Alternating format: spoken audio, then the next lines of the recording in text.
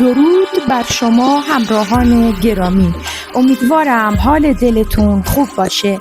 به کانال فال حافظ کاکوشیرازی خوش اومدین. مقدمتون گلبارون. لطفاً برای بهتر دید شدن این ویدیو لایک، کامنت و سابسکرایب رو فراموش نکنید و این ویدیو رو برای دوستان خودتون هم ارسال کنید. سپاس. فال متولدین فروردین ماهی های عزیز، همکنون زمان کار کردن و سر و سامان گرفتن از نظر کاری است، اما زمانی را هم باید به تفریح کردن اختصاص بدهید. سیاره بهرام در 5مین خانه نشانه شما که خانه تفریح و بازی است قرار دارد. اگرچه شما باید با احتیاط کامل برنامه‌های خود را سازماندهی کنید، ولی این نوع مدیریت برنامه فقط زمانی حاصل می شود که شما به تفریح و بازی نیز پرداخته باشید. از احساسات معمولی خود استفاده کنید. خواهید دید که هر چیزی امکان پذیر است. دوست عزیز،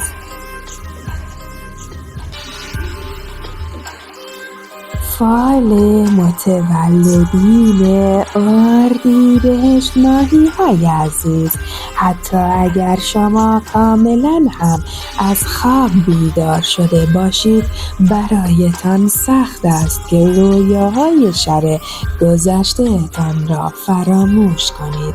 به جای این که سعی کنید این خواب را فراموش کنید، سعی کنید که پیام‌هایی را که ضمیر ناخودآگاهتان به ضمیر خودآگاه شما میفرستد را دریافت کنید.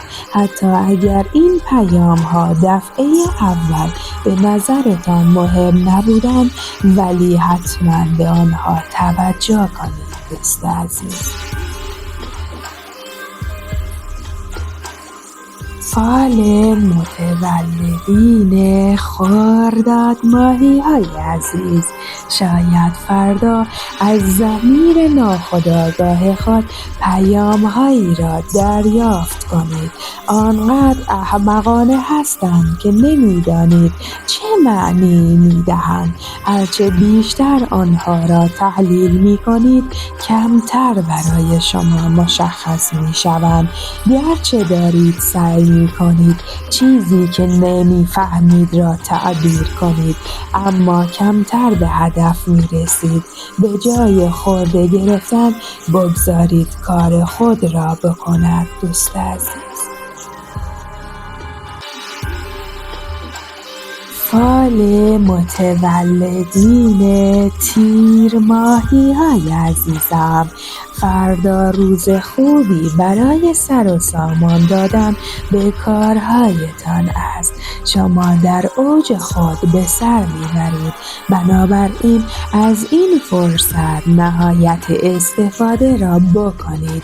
به حرفایی که اطرافیان درباره شما میزنند گوش ندهید و نگذارید دیگران با حرفهایشان خوشی شما را نابود کنند. کلامتان متفاوت از حرفتان است. مدتی است می‌خواهید با فرد مورد علاقه زندگیتان گفتگو کنید، اما نمی‌توانید این را بدانید. پنهان کردن احساسات تنها مسائل را پیچیده و دشوارتر می‌کند. برای بهبود حالتان کمی به موسیقی گوش دهید و شعر بخوانید. اگر فردا بحث درباره موضوعی برایتان دشوار است، آن را به روز دیگری موکول کنید. دوست عزیز،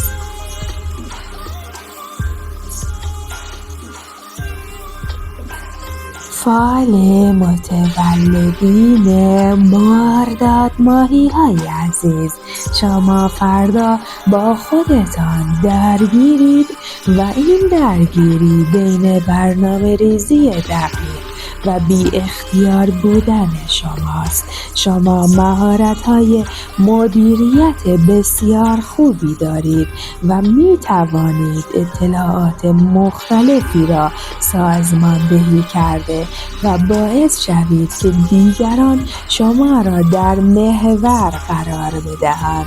شاید کسی به شما تلفن نزند تا از شما بخواهد که گروه مورد علاقه خود را آغاز کنید، اما حداقل برای دعوت غیر منتظره‌ای خودتان را آماده کنید. دوست عزیز،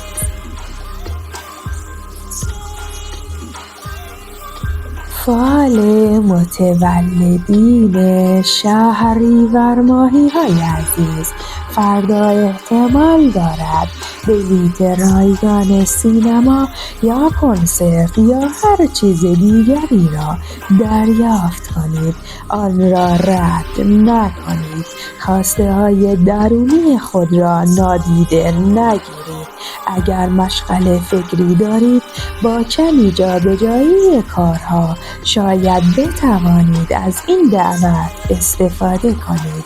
از اینکه خلاقیت‌های ذهنی خود را بیان کنید یا آنها را در جایی ثبت کنید دست بر ندارید. فردا اگر در روند عادی زندگی خود تغییر ایجاد کنید، موفق تر خواهید بود از اینکه همه کارها را همان شکل قبلی انجام دهید. دست بردارید. تنبلی را هم به طور کامل کنار بگذارید. فردا خوب است ارتباطهای خود را بهبود دهید. دوست عزیز،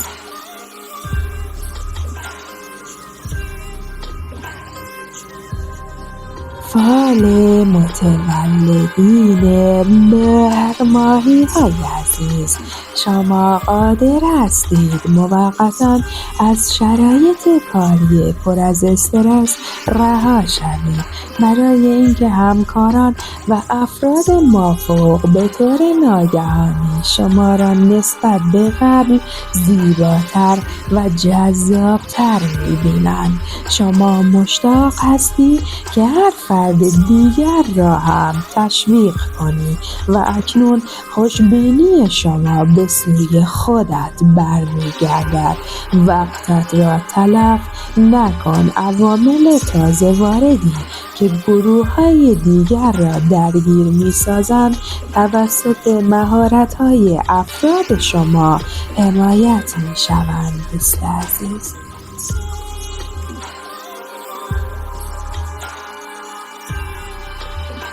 فال متولدین آبان ماهی‌های عزیز، موضوعی در زندگی شما وجود دارد که هیچ کس از آن خبر ندارد. شاید یک نگرانی راجع به یک رابطه شخصی باشد. اگر شما یک شریک آرام و ساکت در محل کار دارید، زمان بسیار خوبی است که قراردادها و بعضی تغییرات را دوباره بررسی کنید. آنقدر صبر نکنید تا دیر شود. همین فردا با یک دوست مورد اعتماد مشورت کنید. زمانی که فرصت دارید تا در محیطی بدون استرس آن را انجام دهید. دوست عزیز،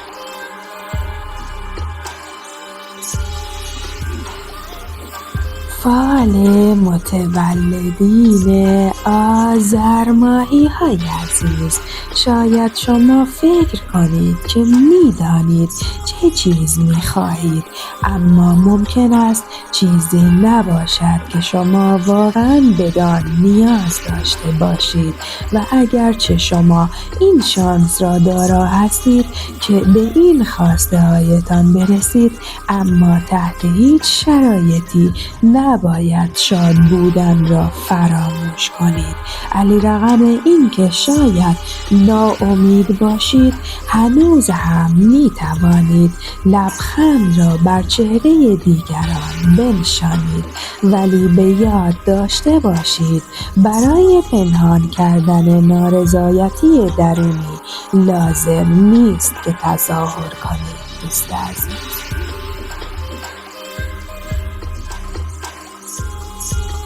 فال متولدین دی ماهی های عزیز، فردا شما کارهای بسیار زیادی دارید که باید در محل کار به آنها بپردازید، به گونه‌ای که حتی شاید نفهمید که از کجا شروع کرده اید.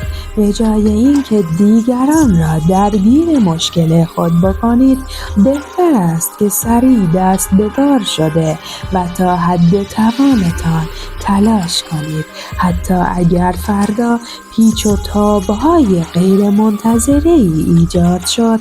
فقط نقش موج‌های پیشروی کننده را ایفا کنید. زمانی که به جای کنترل کردن یک موضوع فقط تظاهر به انجام دادن این کاری می کنید، در حالی که واقعا آن را انجام نداده اید، این رفتار شما بسیار مشهود و بارز است. دوست عزیز،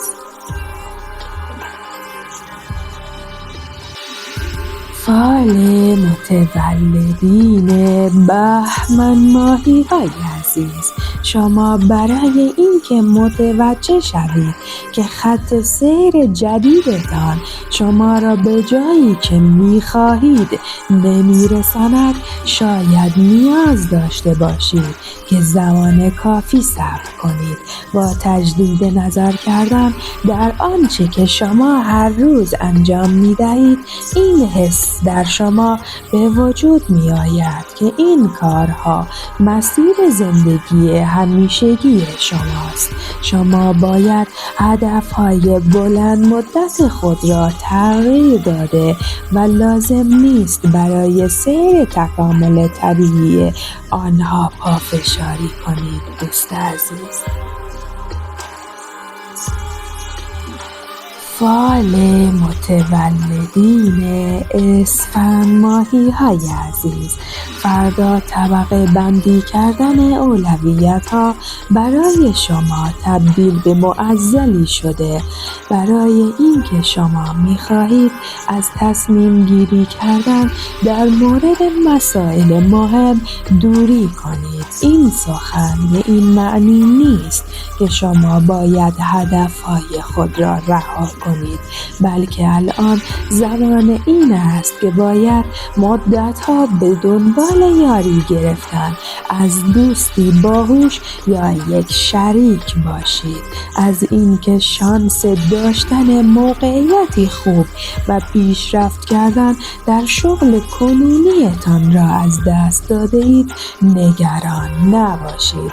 بررسی کردن مسائلی که شما از آنها گذشته اید می تواند موقعیت شما را تثبیت کند و امکان انجام دادن کارهای خاص را افزایش دهد. دوست عزیز،